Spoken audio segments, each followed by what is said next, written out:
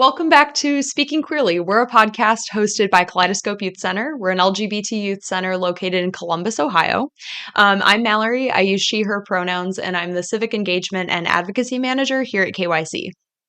And I'm Jen Kuhn. I use she, her pronouns, and I'm the Director of Community Partnerships and External Relations at KYC. And I'm Erin Upchurch. My pronouns are she, her, and I'm the Executive Director of KYC. Awesome. Well, we wanted to kick things off just with a little caveat here. I know that Speaking Queerly, we tend to be a little bit more upbeat, I like to think, share some positive news, interview some cool folks. But today's episode is actually going to be a little bit different than that. We're going to address some stuff that's been happening in our community, specifically at an event that was hosted by KYC that benefited KYC. So if you're somebody who is listening to this because you're wanting something lighthearted, you're wanting a palate cleanser, I just want to give the content wording that we are going to be talking about Nazis. We're going to be talking about some homophobic, transphobic legislation happening at the State House and kind of how everything is interconnected. So we will not be offended if you want to turn this off. Come back and find us for our next episode here in a couple weeks. Listen to something else. But we needed to address this. We needed to just, get this off our chest and get this out into the world. So, so feel free to continue listening or log off and find something else. So before we get started into all of that, I still want to keep up the tradition of having an optional add-on question. So I want to know, what is something that you've been doing in the past couple of days to bring you joy? I've actually thought of three things now. So this evening, I'm going to watch my nieces play volleyball. My baby sister, is their coach, and their mom. They're 8 and 10, so that gives me joy. I've been watching a lot of TV, more than usual, things that I like, and I'm wearing really fun leopard print pants that our people can't see, but they bring me a lot of joy, in my red shoes. Nice. I'm noticing now everything is Yeah. very tied together. I'm Thank not you. at all surprised by that. Thank you. And then for me, I guess it's similar in that, I've been turning to a lot of media. I watch a lot of different Twitch streams, like people that are actually comedians and stuff like that. And so just finding moments to laugh. In addition to, this weekend, I DJ. So this weekend, I'm going to probably invest some time into just getting lost in music and that kind of thing. So Nice. I love that. I love that you're a DJ. Every time I'm like, Yeah, if you've not been to a KYC event, you don't know this, but Jen often is the DJ for our events, and we're very lucky to have that. Resident DJ. Yeah, right. Other duties as assigned. Yeah. It's just a cool hobby that you're able to share with us, which is awesome. I guess I'll echo the media thing. Ted Lasso, that new season. I've been living for those episodes as they come out. Ted Lasso, it's so good. As a coach, every day I'm like, was I like Ted Lasso today? You know what I mean? And this season's kind of taking it like a little bit of a queer turn, not as not as prominently as I'd want it to be, but it's definitely there. I think the past couple episodes, it's there more, but no spoilers. I haven't watched, so so that's that. And I've also been reading a little bit more too, which I know I like to read, but I haven't been reading as much lately. So I've been trying to be intentional about like putting my phone away at the end of the day and reading. So that's that. All right. Well, let's get into the heavy stuff. So I want you to recap what happened on Saturday. What did happen? I suppose I can. So, I think to just sort of back up a little bit. So I do a lot of the fundraising for the organization. So I'm a very behind the scenes person, and a lot. All. But yeah, so this was an event that we did last year for the first time. Very successful. Everyone loved it. We always had people saying, "Are you going to do it again? Are you going to do it again?" And like, yeah, let's go. And Land Grant, they've been partners of ours for several years now in different ways. Whether it was, we've received proceeds from like Pride T-shirt sales. They've done dollars from beer, so like things like that. So it's been nice to kind of up that partnership. I'll say it again, in that way. But for this year, it was like a no-brainer. Yeah, let's plan it, let's do it. And from very early conversations, just because the way the climate has been, the political climate has been, we've been aware of, that there might need to be some security. We might need to think about those things. So very early on, we already had it in mind that there was always the potential for like a protest or something like that. Mhm. But the whole, planning process all the way up to the day of the event, everything was running very smooth. We never heard anything negative about the event itself, very cool. So it wasn't until like the day of That the event, morning. that morning, we got word of rumors that there could be the potential for protesters, which was how it kind of sounded. hmm And it was like, okay, protesters, sure, right? hmm um, so we took our precautions with our own security team, which I'll let you kind of speak to hmm about that. Um, and we just went ahead and we just set up everything. The show started as it always does. Everything was very normal. Hundreds of people showed hmm up. Everyone was having a good time. The performers, were starting their numbers, and it was about halfway hmm through the show when suddenly we got word like, oh no, there are literally Nazis coming. hmm hmm And I think for me, the minute I heard that, I had this brief moment of panic just because thinking about crowd Yeah. control and like what could happen in that realm. Um, and so immediately, you were talking to our two hmm co-hosts, Virginia West and Nisa Love, and they immediately took charge of kind of the crowd and making sure people were going to be hmm focused on what we were doing inside land grant, and around community. But inevitably, the literal Nazis showed up hmm in their little matching outfits, and yeah, it still feels a little surreal Yeah. because I in particular was positioned with the performers running the sound, and like literally like 10 feet away was just this row of neo-Nazis with guns, mind Yes. you, Mhm. Rifles, knives. chanting horrible slogans, horrible phrases, and I just kept pressing play on the soundboard to keep the music going. Because like what else are you gonna do? So yeah, and then I think a little bit you'll need to take over the hmm story because I was sort of just in this bubble over here, but I know hmm there was a lot going on with our own security team and kind of coordinating Yes. and making sure everyone on our side was staying safe. Um, but truly, even though it felt like a long time, it was only about 30 Yeah. minutes that they were there. And I like to think we kind of ran them off. Let's go with that. I Okay. think Yeah. we did. Um, the gosh, I think his name was Chris, the AV person with land grant. Like turned the speakers towards them, and like hmm we just like turned up the music and we were just trying to blast them out, as well as like all the community that was there like starting to line the fence and hmm like block them. And then Devin Ayers like hmm did this beautiful Oh. performance of Freedom by Beyonce, hmm and just like brought it was like a bring down the house kind of Oh. moment. And it truly it was like surreal because it did sort of feel like a movie because then the Nazis lost. Yeah. I have chills. It's Yeah. weird. I'm like, yeah, go on. So yeah, it was interesting. I still don't know that I've really processed how I feel about the whole thing, but Yeah. Mm.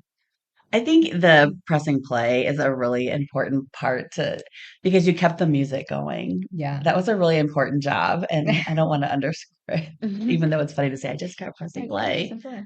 Yeah,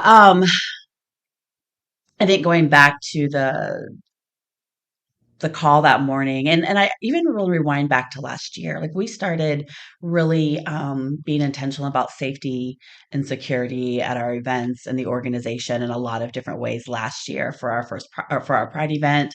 And so this has been on our radar the last several years. Like it wasn't a matter of if, it's when is this going to happen.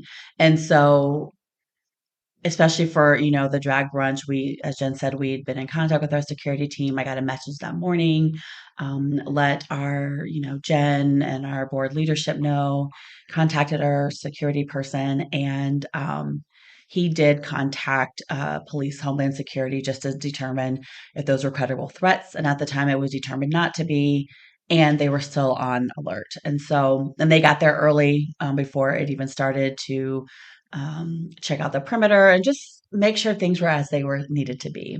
And then, as Jen said, they did get some intel that a group was on their way. And I will say from the moment they had that information, like they were so, and they, I mean, our safety and security team and the dialogue team with the Columbus Police Department were so communicative, asked me what we wanted, how we wanted things to go. I was very clear around crowd control. That was our biggest concern. Because the truth is the community is tired. We're tired. We're tired of these conversations. We're tired of the legislation, which I know we'll talk about later, but I was so worried about there being this moment where everybody was like, we're not going to take it. And I couldn't handle, my heart couldn't handle someone being harmed on our Mhm. watch and at this event. And, yeah, I just remember seeing them walk. Apparently they travel in U-Haul. So they got out of their Yeah. U-Haul and they were walking in a line. They crossed the street and came right up to the fence and, they had a giant flag with a swastika on it. And as Jen said, they were in matching outfits and they had face masks on, like ski masks and sunglasses, except for one person, the leader. And yeah, the chants were just really disgusting. And then the moment where people, I don't know where they came from, like in the community, in the crowd, the audience, they stood in front of them, but then they held up blankets and like had tarp. I don't know where those things came from. Maybe they brought them to sit on. But then for the rest of it, until they left, they stood there and held those blankets up so they could not see us, but we couldn't see them. Mm-hmm. And what was really, I So, remembering now, they changed out too. So it wasn't just one or two people. They were like giving each other breaks and things. so you're talking like people who came to the event Yes. Mhm. are there, happen to have blankets, and they Yes. took it upon themselves. Nobody asked them, Nope. right? They just stood up and they were like, this is what we have to do, Yeah. right? Yep. It was That's almost amazing. as if we had a safety plan or a plan if this Right. happens. Everybody just jumped into their roles. And I did speak with both Anissa and Virginia. I let them know about the potential threat from the morning, and then when it happened, and I talked to all the performers, but because they were hosting, and they even said, "How do you want us to lead this?" And it was again, we want everybody to be safe. We want crowd control. We want people to focus, and they did just that. They made sure that it was really beautiful because they reminded us who we were as a community, of our strengths, our resilience, our beauty, the love that was there. So I think that was really key to orient folks back, like, hey, this is about us and we get to celebrate. And then I know Virginia changed her song like mid Yeah. performance. She came Yes. over and was like, "Do you have This Is Me?" And Mhm. Jen's like, "A moment," like Give me a second. You just press play. Yeah. your moment, like you. I got this. But if folks are familiar with Pride, I think it was 2019. Virginia performed that before Pride kicked off, and it was really moving. It was in front of protesters, and so when she did that song, was performing, like that was probably the first time that I had tears in my eyes because what it meant and what it felt like, but also like, yeah, this is who we are, and that felt really important. And then as Jen said with Devin, it was so powerful. Mm-hmm. And he had gotten up and stood on like the plant bench thing and fist in the air. He had just had top surgery, the last several months. Took his top off, his shirt off. And it was just this moment of like, no, we're going to stand for us. We weren't like out there trying to fight against them. It was just, we're going to take a stand for who we are and our safety and our community. And honestly, well, I'll pause there. Yeah. There's so much. I'm Yeah. still processing No, too. it's So as I'm like, oh wait, this happened as well. and I'm sure others who are there or who have seen this on social media, who have seen it, on the news, where, because it's been covered broadly. Mhm. Shout out to you, Rachel Maddow, for featuring this on her show the other night. But I'm sure a lot of folks are also processing Yeah. it too. So I think it's fair game for us to kind Mhm. of like audibly process this here. But I want to know, and I'm going to ask some questions that I know like probably some other folks in the community have Sure. too, just to either, help clear the air or just reassure people or just make people feel like, in the know. You mentioned that you got a call earlier Mhm. in the morning saying that there was a potential threat, but nothing Sure. was confirmed, right? And once that threat was confirmed and it was kind of like, okay, they'll be here any minute. And even once they arrived, why was there the mentality the show must go on, right? Because that could have been unsafe for Yeah. people there. And for those who were there, it was still pretty traumatic. Like, why was it we need to keep the show going? Why was that important to you? That's a powerful question. We didn't talk about We it. didn't. I mean, I guess for me, it goes back a little bit to like that no and like standing for our community and for us for standing for our young people. Um, again, I think for me too, a little bit I was just thinking of like protesters like, standing with signs or something like that. Yes. Oh, So so it was not communicated to you that this particular group of Nazis, it was just not like in the they're, morning. No, oh, we wow. didn't get Okay. that in the No. morning. I don't know that they knew before once they knew they were coming, that exactly. Yeah. Sure. I was shocked when I saw what we saw. So I don't know if anybody Yeah. knew Yeah. who was actually Well, coming. right. Because I imagine this Nazi It was group and like, others, they're yeah, not like, sending out press releases, just so you know, we're going to Right. be here, right? yeah, Right. It's like they're going to try to be inconspicuous until Yeah. they arrive.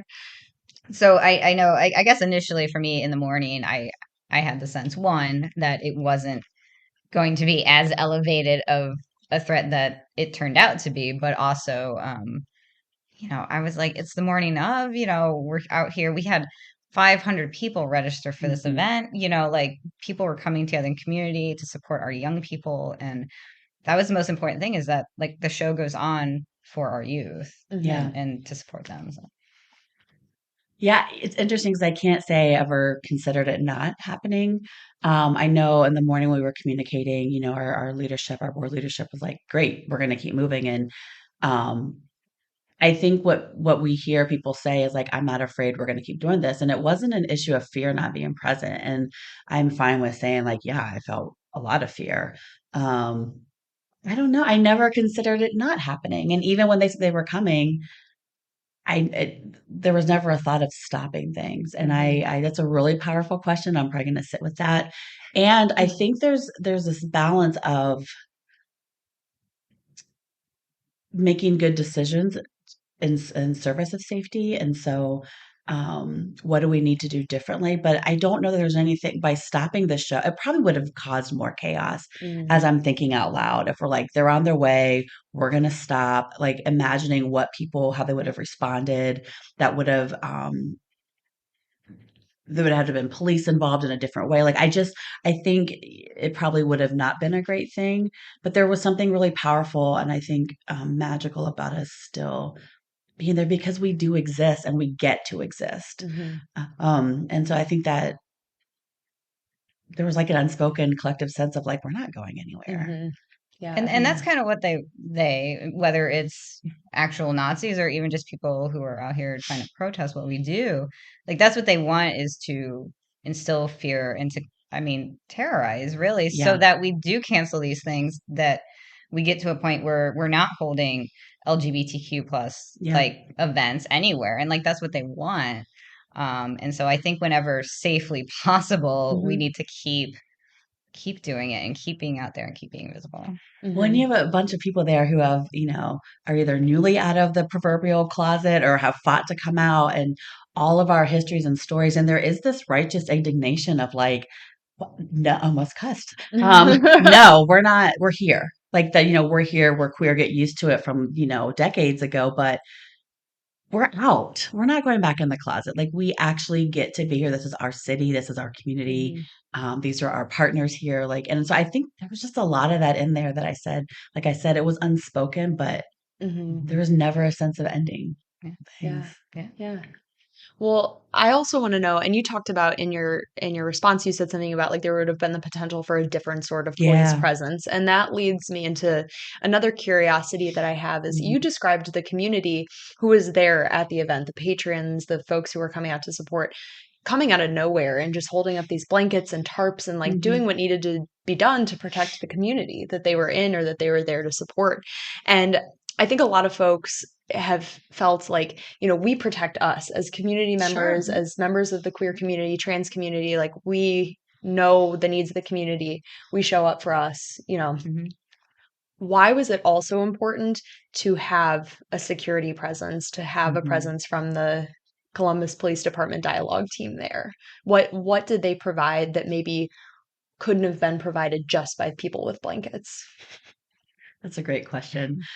First, I want to affirm that it's true that we take care of us. Our community takes care of us. And um, we got to see that on multiple levels, whether it was the macro of the blankets and the tarp and the, our performers and, but even in the smaller micro moments of people checking in with each other and offering comfort and like all of that happened and then some.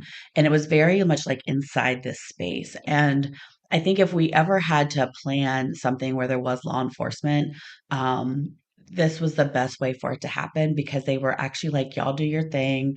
We're going to take care of this out here. And having our safety team, which is a queer Black owned safety security team here in Columbus, actually kind of be almost like a mediator, being able to say to law enforcement, like, hey, like, use us. The community is not going to be responsive if you all say something. We want to be able to support in this way.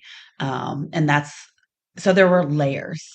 And I think if you look at like concentric circles, you've got the community there, you've got some leadership, you've got the security team, you've got law enforcement, and that's what they're actually supposed to be doing is protecting.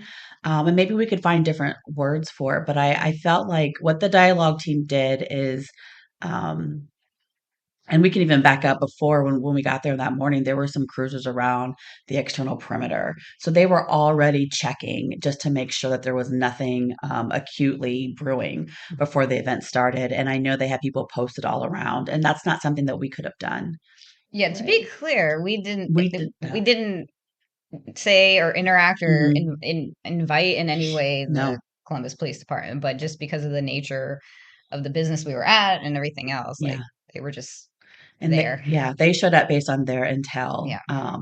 And it's tricky, right? We know the history of police, law enforcement. We can go all the way back to the beginning. All of that is true. Police brutality is real. I still feel terrified when my Black son is driving his car at night. All of that is true. And they were there on Saturday and I believe helped keep the situation the way that it needed to be. And something transparently, I mean, the Nazis had AR-15s. We're not armed. We won't ever be armed as Kaleidoscope Youth Center. And while there may have been people in the audience who were, um, that's we don't have to do that. Yeah, we can't do the good guy with a gun, Yeah, you know? yeah. And I do want to address because I know some folks said like, well, we saw the dialogue team talking to them. That's literally their job to dialogue with threats, protesters, disruptors, whatever it is. And yes, I'm aware that they're, in 2020, they didn't do their job well. Like that's very true. And them showing up Saturday takes nothing away and that accountability away from what we expect from our law enforcement. And for them to say, like, we need you all to stay here, they stayed there. And that's what the dialogue team was there for. And they were so communicative to myself and our board leadership. Every step of the way, they said, what do you want to have happen? How would you like us to handle this? Do you want us here? Like all of those questions. And I wouldn't change a thing. And I know that's a controversial thing to say. And we do appreciate their service. On that day, on April 29th, 2023, I can say that we appreciated the service of Columbus Police Department. And I want them to keep being good to our community. Yes. Yes. And Mhm. we'll call people out Yeah. if they're, whether it's the police or not. Like Yeah. we have a history of that. We have receipts for how, we respond Yeah. to these situations. So yeah. And I think one thing I want to add too is it is nuanced. As we've already said, there's this both and. And I think, being queer, being a queer organization, it's like life is really queer. And there's a lot of, I mean, there are the non negotiables, right? And there's the things to be unapologetic about. And as we've already said, all the things that we know that CPD, law enforcement in general, are responsible for and should be held accountable for. Yes, yes, yes. We will always promote that. And, we, in such a situation, we are forced to kind of live in that gray, nuanced area of being able to respond. And so, I don't know, I guess we could just put a period there. It's not endorsement of anything. It's an appreciation for what happened on Saturday, how they showed up, and how they participated in that community response. And I think what's important is we say the community showed up, yes, and that day they were part of that larger community. Sure. And there's this quote I was just thinking about around queerness, and this is from Black queer feminist scholar and poet Alexis Pauline Gumbs, and she says, "Our definition of queer is that which fundamentally transforms our state of being and the possibilities for life. That which is queer is what does not reproduce the status quo." And I just think about that and all the work that we're doing here as an organization in the community, creating this different world. But this also means in real time, we have to make decisions that don't necessarily support the status quo. They're going to go against what people might be expecting us to do. And this is who we are. And we just get to figure that out and adjust in the best ways that we can find. Mm-hmm. Absolutely. Well, you talk about community showing up, like everyone kind of playing their part. What are other ways that the community has continued to show up since this event happened? Well, I will say we're getting lots of messages of support on social media. I've gotten a lot of personal messages from other leaders in the community, other, just people who care about us as humans, which is just a beautiful thing. To be witnessed in a space of trauma and hardship is just something we all need as humans. And then our community has raised at about $50,000, maybe just over $50,000. As of this recording, Yes. we're at about $54,000. Wow. $54,000, yeah. Incredible. That's amazing. And some of that's from a couple of fundraisers. I know I don't want to shout out the person's name because I'm going to mess it up. Is it Jake? Jake? Hi, Jake. Last name starts with a B. I don't want to mess up the last name, but I know that Jake started a fundraiser through social media, some other people. And then some folks are just giving to us through our website and other ways. And so it's unbelievable and it's not, if that makes sense. People really have supported KYC and held us down for the past almost 30 years. And so a part of this is like, well, of course, these are our people. This is how they show up. This is how we make sure the show goes on. And wow, that's a lot of money in a very short period of time. Right. Well, I think that brings up a good point of like, we have so many people. There is this unbelievable display of support from folks just coming out of the woodwork, right? And it's so easy to see that and be like, well, there's so many more people out there who are supportive than there are people who are going to protest these things, and there are Nazis in the world, right? And that's a wonderful thing. But then it's really hard to reckon with the fact that like there is so much legislation. There are so many things out there that are kind of Ooh, that was fun. Whoa, that was weird. I don't Still in that was the KYC ghost. Yeah. Okay. So I'm going to try that again. There are so many things that are, legislatively demonstrating to the contrary that point. You know what I mean? And I think it's important to point out the fact that like the Nazis who showed up on Saturday, that wasn't just a random occurrence. That's not existing in a vacuum. That they didn't just like wake up that morning and be, I have an idea, right? Yeah. This is like, and I'm not even privy to all of the conversations that are happening. I'm not even like aware of all of the channels and the internet. You know what I mean? I don't want to entangle myself in that, right? But we all know that these systems exist online and elsewhere where, these people are festering these hateful and just extreme ideas, right?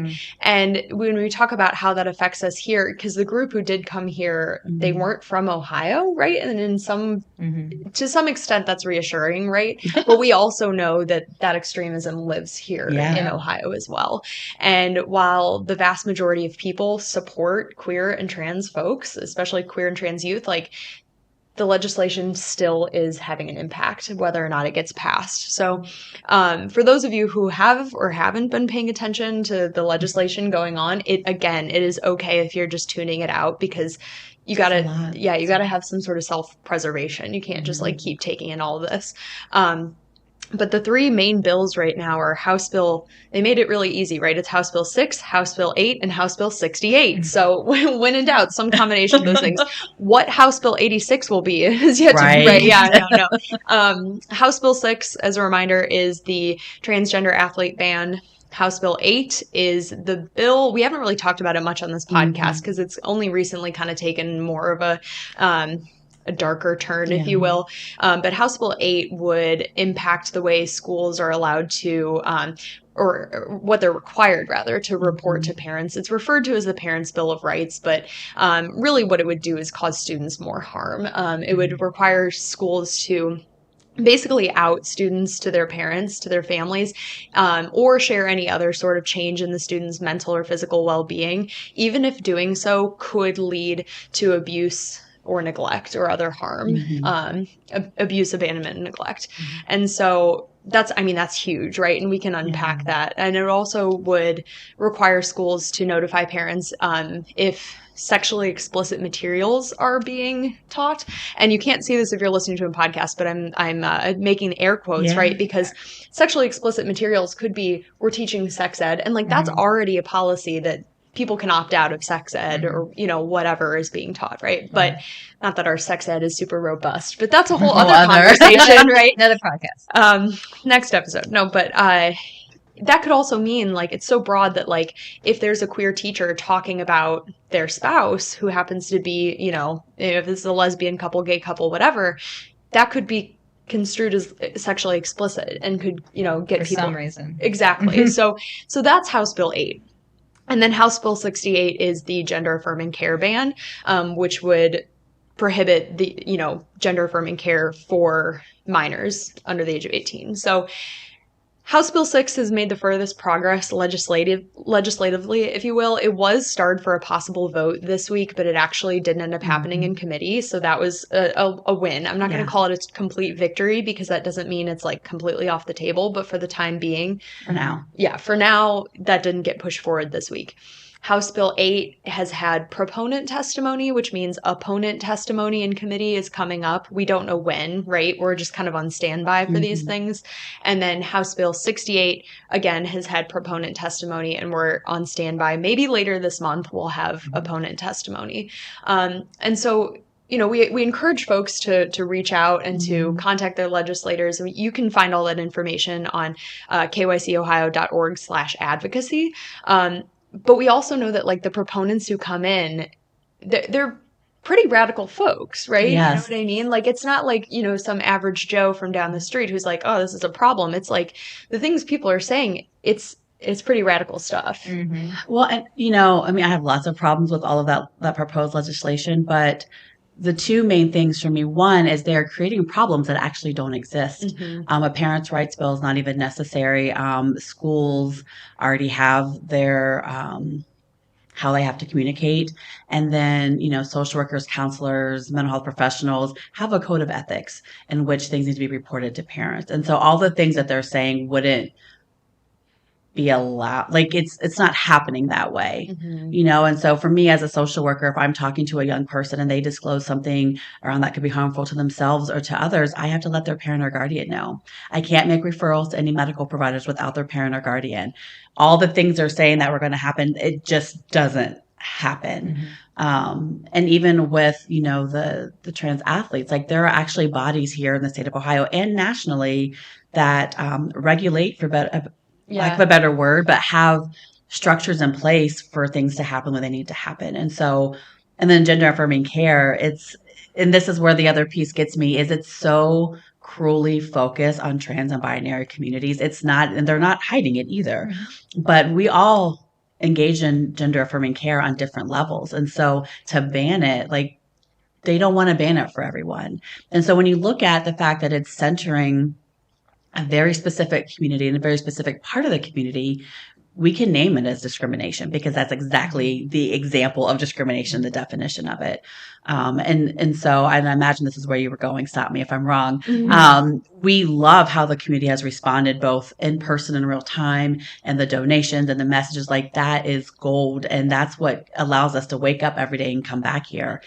And we need that same level of rage and inspiration for activism and advocacy to happen every day. Because, and as we said in our statement, what we experienced on Saturday was just a small, teeny tiny window into what our young folks experience at home sometimes, at school, in the community, and literally at our state house, which is minutes away from here. Mhm. Right. And so we need folks to take that same level of the not on my watch and the protection. And like, we need to combat this legislation, and we need to say, this is not who we are as a state, and you all don't represent us as a electorate.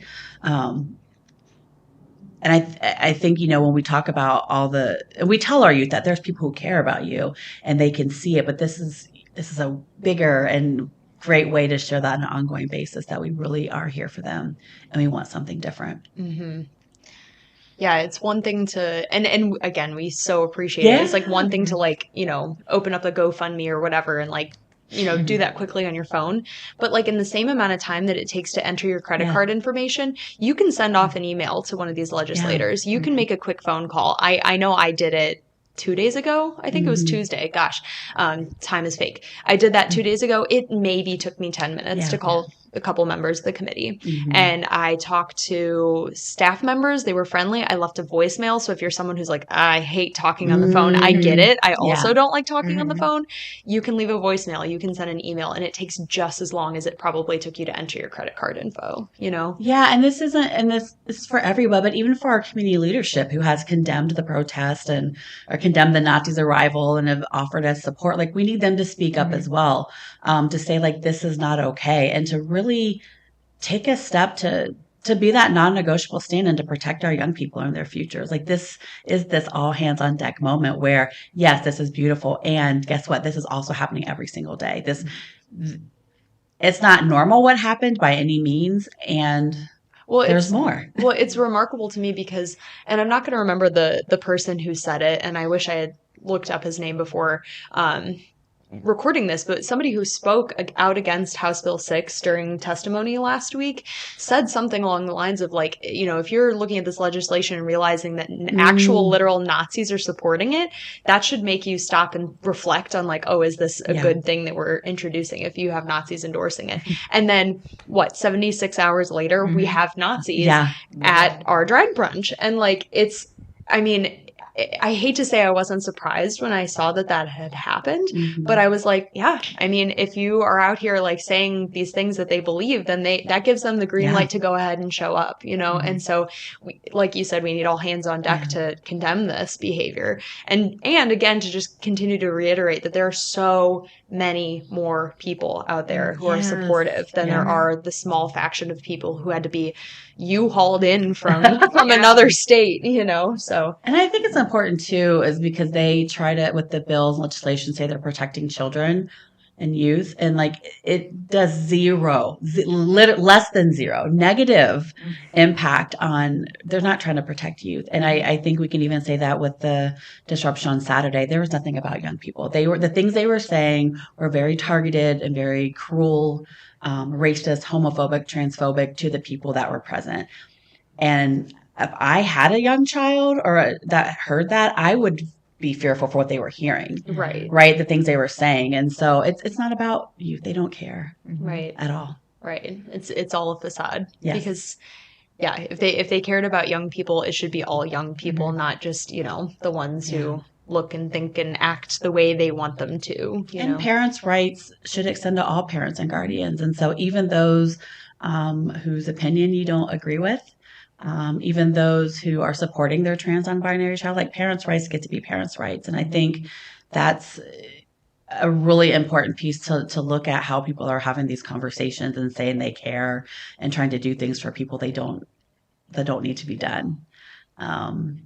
It's blatant discrimination. And I think the more that we can name it as that and lift that up, I'm hoping more people will be like, yes, that's wrong, because we don't support that. Right. Right. So before we wrap up, I want to think ahead to the next, month or so, right? Because as we're recording this, it's the first week of May, but Pride Month is rapidly approaching, right? And last night we had a meeting of our Queer Advocacy Coalition, and we had somebody ask, how they're feeling going into Pride Month, because Pride is often seen now, I guess, as a celebration, right? You get to wear the rainbow outfits, go hang out, listen to good music, whatever. But this person was also grappling with, the need for Pride to continue to be a protest, especially now. And people kind of offered some feedback and like, how should we approach Pride? And like, how are we feeling going into it? Are we feeling safe? Do we feel like we can go out and celebrate Pride? Can we, in whatever capacity that means for you? So I guess I just want to like get your thoughts on that, and then maybe hear a little bit more about like, what is KYC doing to make sure that we're as safe as we can be at our events?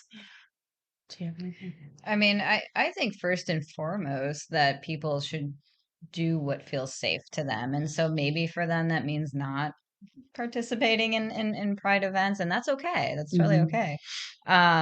For me though, I think it's still important to be out there and let's party, let's celebrate, let's, dance joyfully in the streets for everybody to see, because again, it goes back kind of our earlier conversation of like, this is what they want, is to silence us and our community and put us, ultimately all of us, back into a closet and pretend like we don't exist. And no, right? Like that's how I'm like, no, we're not going to do that. We're not going to do that. Yeah, I think it's important too that we know we can't guarantee anyone's safety. Really not even our own, right? That's a whole different conversation, but we can't guarantee or promise that. And, we're intentional even in our language to say safer spaces. KYC is a safer space. And so like I said, last year we started really looking at safety a different way. We're prepared this year to promote safety in all of our events, moving forward, and we already have it over the past year. And so I would, to me, queer and trans joy is a form of resistance and protest. And there's no right or wrong way to protest. Everyone gets to figure it out for themselves. This is another example of that both and. Yes, you get to celebrate and be out and proud. For those of us who can do that in a safer way, like we get to do that. For some people, they don't have the privilege of that. And we know that. And that's for those of us who can and we get to do it to fill those spaces. And so, we do want people to come to our Pride celebration and to our events. And, we can guarantee we're doing all we can to promote safety and security on a lot of different levels. And please make the best decisions for yourself and your family. We're always going to default to that. And we say that to our team here as well. Yeah, I think the events of this weekend were the perfect example of how celebration is a form of protest. Absolutely.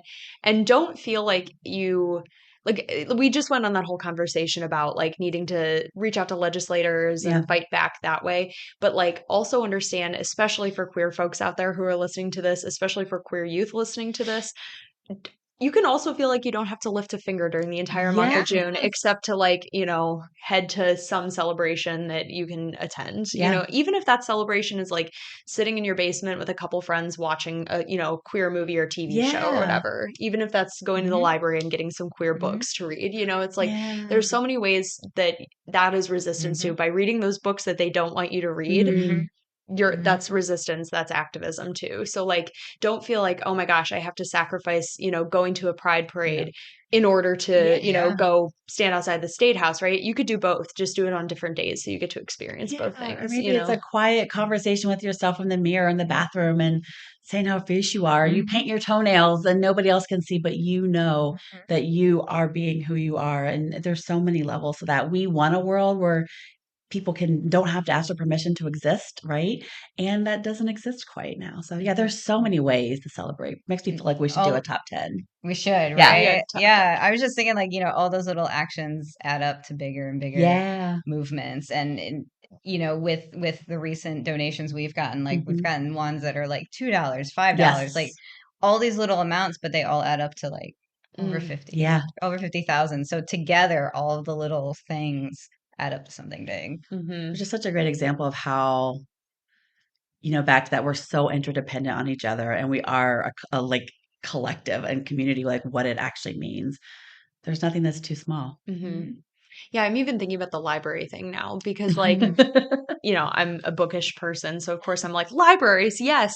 But that doesn't cost you anything to go to the library and check out some Yep. books and read them. And so that way, when like, book bans, other legislation like that is a very small step that you can take. And plus it's fun. You get to read these books, but like, then there's numbers to back that up. Like, no, like people are checking these books out. They're reading them. You know what I mean? I don't know. I think it's cool. I like that analogy of every small amount. It's a great movement, a call to Yeah. action. Just check out books. Yeah. Yeah. Yeah. Go Put having that in fun our is pocket. Yeah. having fun isn't hard when you have a library card. Am I right? Our next bumper sticker. Yeah, right. Well, that's fully attributed to Arthur. Well, yeah, I just want to thank you both for being here on Speaking Queerly and for talking about this. I know I hate making you have to relive Saturday over and over again, but I think we can all, take something away from like the joy and the community that's come out of this too, and just the collective resistance, as we've said. So hopefully we can all walk away with it feeling like, okay, there's definitely more people out there who are supportive of us and the queer community. Yeah. And I think it's important that we talk. I'm glad we're talking about this. I think it can't be business as usual. I know that we, in some ways, I think get a little desensitized to it because we have to. We can't respond to everything that's happening and all the mean and hateful things people say. And we are not wired as humans to have Nazis at our backs with AR-15s and knives shouting slurs, homophobic, transphobic, racist slurs and epithets. And that's not normal. And our bodies, our systems, our brains are not wired to receive that and then just keep it moving. And so I think part of this conversation is important to demonstrate, like, we get to talk about it, we get to process it, we get to find care, collective care, and we get to care for ourselves and find moments of joy. And all of that is okay. And I think it's some of the queerest things that we can do. Absolutely. Well, if you're someone who's listening and enjoyed this episode, or maybe you want to share it with a friend, please follow us on Spotify, Apple Podcasts, share this with a friend, share it with a family member to help raise awareness, maybe combat some of the, misinformation that's been shared via telephone, the literal or metaphorical telephone.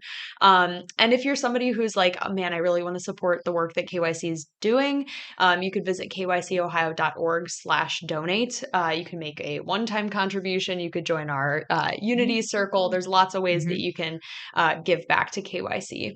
And then, as always, check out our social media. We're at KYC Ohio on all social media platforms. You can stay up to date with things that are happening legislatively, things that are happening here at the center. Just have a little queer joy on your feed right there. And if you have any topics for future episodes, or if you have a question you want us to address, email Mallory at kycohio.org, and we'll be sure to feature that on a future episode. Thank you both for being on, and we look forward to talking to you next time.